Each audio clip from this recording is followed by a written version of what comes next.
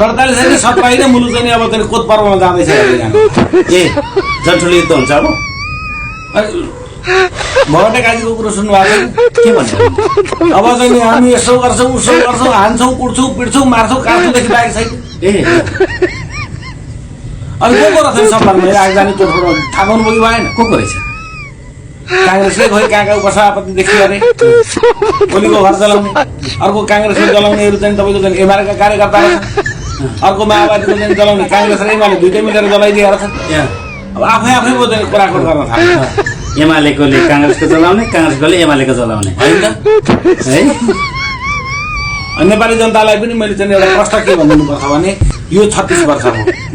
यो 36 वर्षमा चाहिँ मुलुकको धेरै अपूरणीय क्षति भयो कसले गर्दाखेरि भन्दा यी नै हरामी र यी हरामीलाई चाहिँ तपाईँको साथ दिने तपाईँ दोस्रो मिल्दैन नि त